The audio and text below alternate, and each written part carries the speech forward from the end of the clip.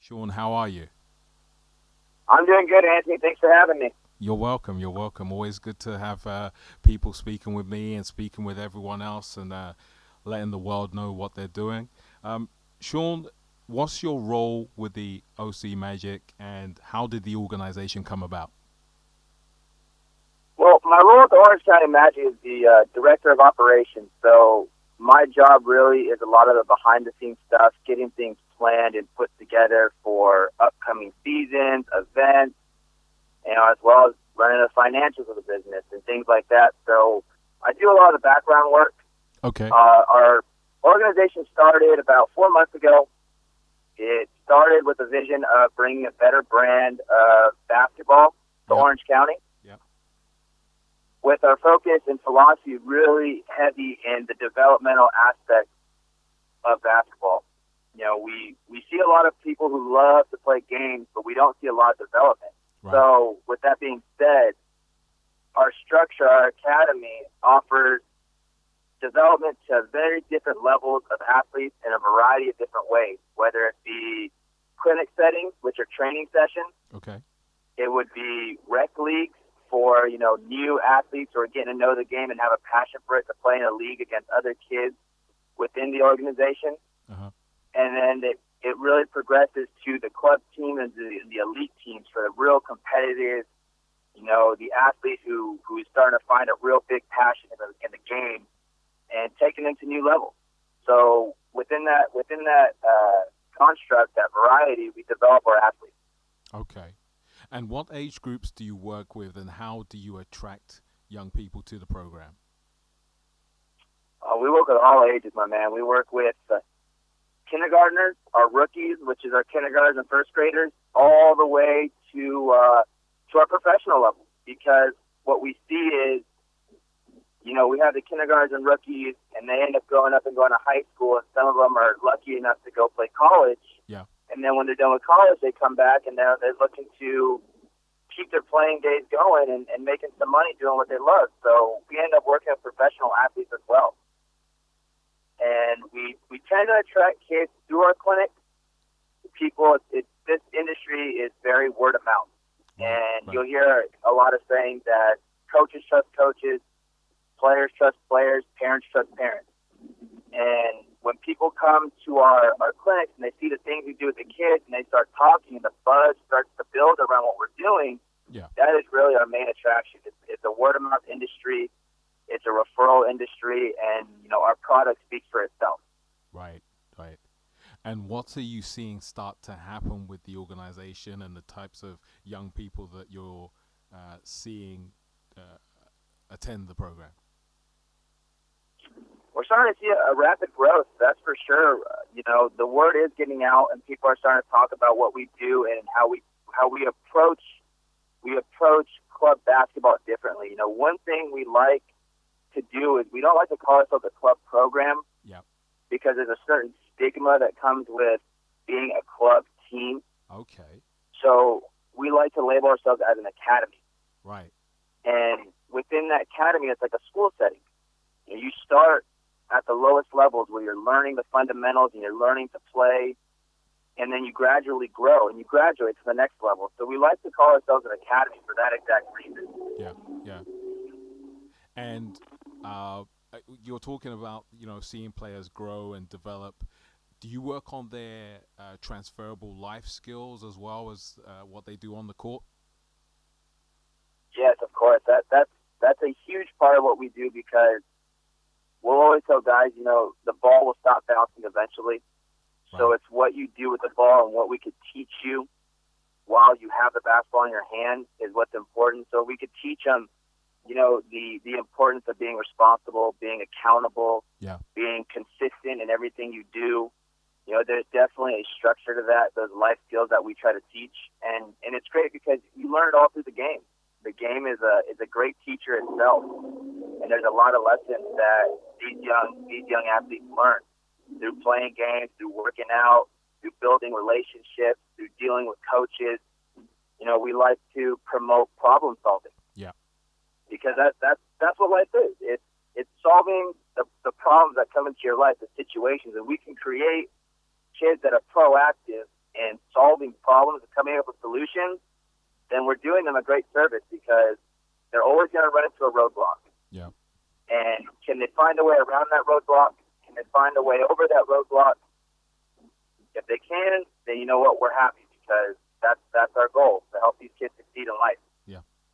And the thing is that most people will recognize is that sport is a great tool or vehicle to be able to address situations with young people that if you were just attacking it head on, you might meet a brick wall or a barrier. But when you're able to address it through sport, you're able to reach many people. And are you finding that's one of the things that you're able to do? Yeah, definitely, because, one thing we noticed, too, is that kids hear the same message over and over from their parents. They're going to hear the same thing. But what we come to find is most of the time a kid's strongest influence in their life is going to be their coach or their teacher. Yeah. Someone else who has a different voice. And we really take pride in taking on that responsibility and passing down knowledge, helping and growing these athletes, because we want parents to know when they send their son or their daughter to our environment that they're safe and that they're with people they can trust that will help raise their children to young adults. Yeah, yeah. So we take great pride in that. It's something we really enjoy, and that's one of the beautiful things of coaching is seeing the end product. Yeah, it definitely is. And it's always fun as well to put that extra bit of time in through a conversation or maybe a phone call or just handing over a book to make a difference as well.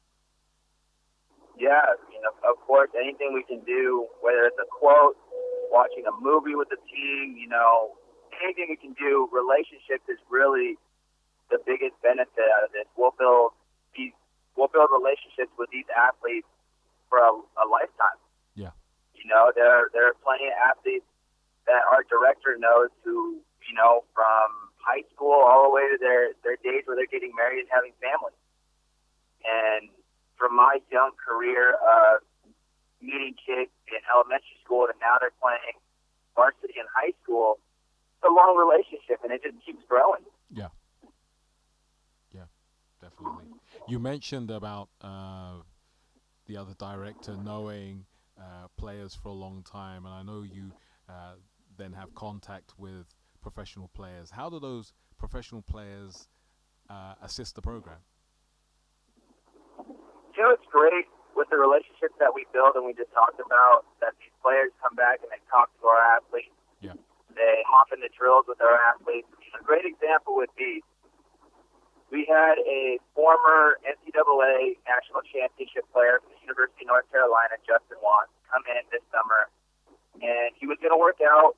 We were going to train him. He was getting ready to go overseas and play professionally, and our high school kids were working out before him. So we told Justin, hey, just hang out. We're going to get you started a little bit. The guys are going to get up and down here. We're going to do some work with them. Yeah. And the great guy that he is, he was like, don't worry about it. Let me put my shoes on. Let me hop in the drills. Let me work out the high school kids. Excellent. For two reasons. He understands what it's like to be in their shoes. Yeah. So he wanted to get back and get some insight and work out with them and help push them to another level. And the other thing is, these professional athletes like to stay hungry. And at the end of the day, anyone at the college level, professional level knows you have to stay hungry because your coach, your management is always looking for a player to come up.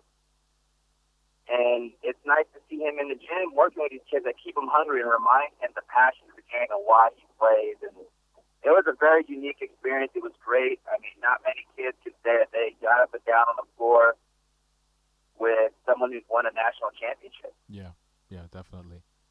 And for him doing that, to give back in that way, is that also an expectation that you have of your own players? Oh, of course. Civic responsibility is something we promote very, very highly in our organization. It is your responsibility to be a good citizen and to give back and to help. Yeah. And we will come to find, and we already see it, that these kids come back and they help out, and They want to be around the program. You know, when we travel to tournaments, they'll watch the younger kids play and cheer for them and root them on, and Excellent. they'll know each other's names. You know, so that civic responsibility of being good to one another and being, you know, an outstanding citizen in the community is something we do promote heavily to them. Yeah, great stuff. Now, I know you also recently went to a tournament in Arizona. Can you tell me a bit about that event?